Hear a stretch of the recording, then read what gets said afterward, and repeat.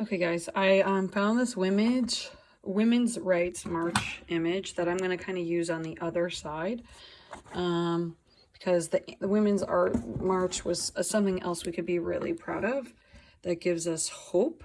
And I really like the image of this child on the other side. And I know we've just touched on drawing people, right? But first let's start with kind of like drawing the flag and stuff, okay? So a flag really is a rectangle, right? That's kind of like moving in space. So if I'm going to have a rectangle that's moving in space, now this flag's kind of going to the side. So normally it would be going vertical, but you see it's kind of tilting to the side there. So that's going to be the flag kind of at an angle. And you can kind of, have things at different angles. But on the other side, the top and the bottom of the flag, if you want it to appear like it's disappearing, you're going to have to follow that rule of using the vanishing point. So I'm going to go ahead and I'm going to make, I was almost going to cheat, but I'm going to make guiding lines, okay, that are going to the vanishing point. All right, so I have this space, right, and then if I notice the flag's kind of bending in the wind, normally the lines would be vertical, right? But the flag is kind of bending in the wind. It's like it's tilting the other way. So I am going to break the rule and I'm going to have it there. Okay, so the flag is tilting that way and that way. Now, if that confuses you, you could just do a normal like flag with vertical lines right here. But just like the sign, right? Just like this sign, the importance is that you're using the converging lines and you're figuring out, okay, what converging line makes the most sense to use? And you're using a vanishing point for the tops and the bottoms, right? That's the key. So still have a missing eraser. Find your eraser, people. I should have gone lighter. Remember to go light. Okay, so here we go. So this is the space for my flag. So if I'm going to draw a flag, you have to keep in mind that it's kind of moving in the wind, right? So you could go ahead and do a light line that is showing it bending. So this is my picture of the woman that's on the flag, and I'm going to just start to carve it out, right? Or you could just make a basic flag, right? So you decide where the flag bends, and then go ahead and start to add in, it's a good thing I sharpened a bunch of pencils, some soft boundaries of that flag, right? So this is kind of like a vanishing boundary. Soft, soft, soft, dark to light. Dark to light.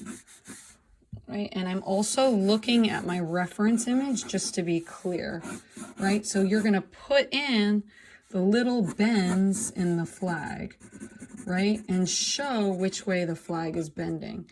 So this flag is actually cutting up like that. So notice how I took a rectangle. I'm kind of like shaving away different parts to kind of make it into a curvy flag. The different line weights really help. Okay, and then I'm going to go ahead and I'm going to carve out that woman, the We the People woman by Shepard Fairey. And I'm going to do what I learned in drawing drills with the eyes, right? Where I'm going to go dark. Go ahead and darken the tops of the letters. Okay, and then go ahead and darken the sides. Right, now with the Shepard Fairey, these are all hard boundaries. Right? There's nothing like soft about this. And then the lips go down. Okay, but they're wearing, the cool thing is that she's wearing an American flag. Like around her, so it's kind of like this cool American flag sort of in the wind. Okay, adding in some hatching. Gonna put in some stars. Okay, really light stars. And I can erase the insides later. Really light stars. Really light stars. And kind of put in those details. Now you don't want to stay in one place forever. You know, you want to kind of move around the page. But your hatching, you want to give your flag as much detail as possible, right? So it bends down, right? So I'm going to go ahead, I'm going to shave down, and I'm shaving out of that box. Where's my white eraser? Shaving out of the box.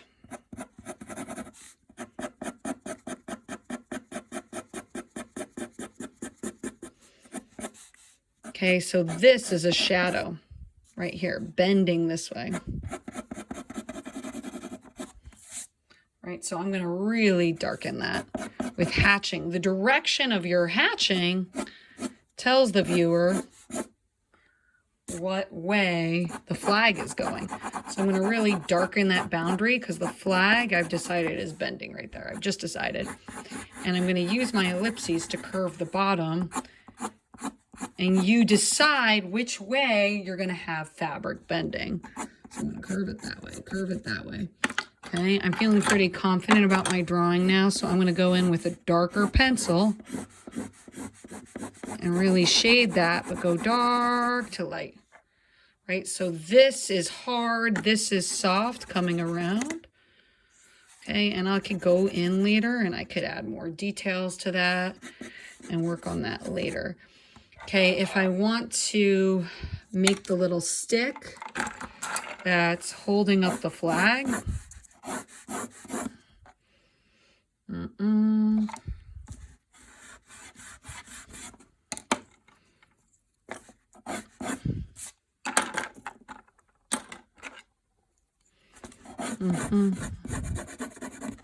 Sorry, I stopped talking. I was thinking maybe I want to make a little sphere on the top. Notice how practicing doing the spheres and the ellipses helps us. Right, and then go in with my 3B and give it some shadows. So that's my, right here, I got my dark boundaries. Now I want this ball to be in the front. So I'm gonna go in, I'm gonna erase that. Okay. And I'm gonna really darken that and make my shading go soft boundary now. And then soft around here. Okay, so I have my light source again coming in from the right. So I'm also thinking about that. Right, now I'm going to do a really hard boundary for the edge of my pole. And you could just do a white flag.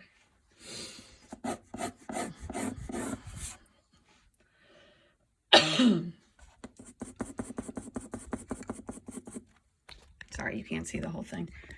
And then one thing that really helps something to look curvy is going ahead and adding those ellipses, right? So curvy, curvy, curvy, curvy, curvy.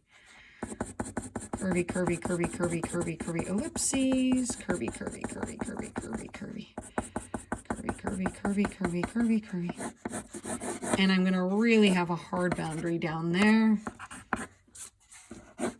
And maybe I wanna have a soft boundary right here where the flag is, and I want to go dark to light, dark to light.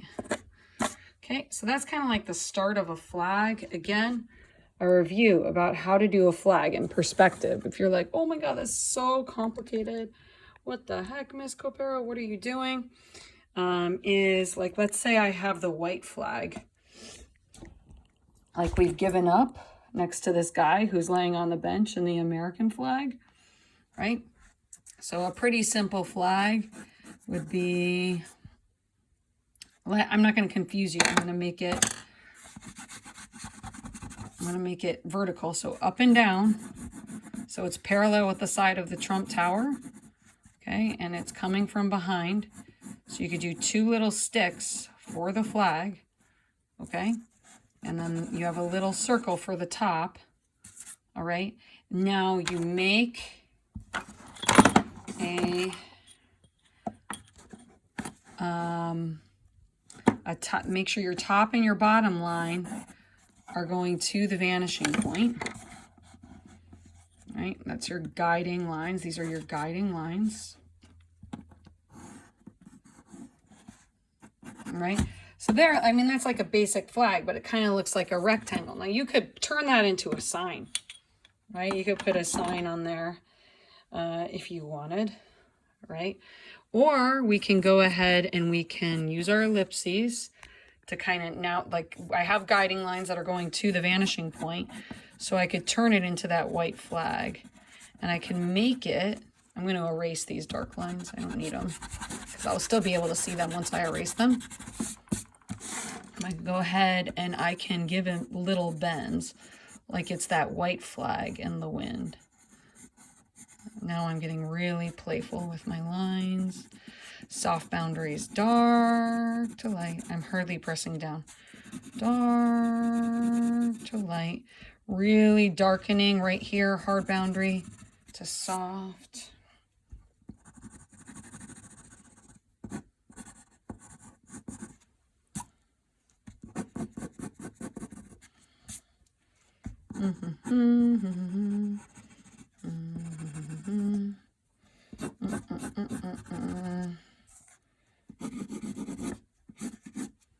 All right, and there I have a flag. So that's cool. So flags, using flags to go ahead and add to your cityscape. Awesome.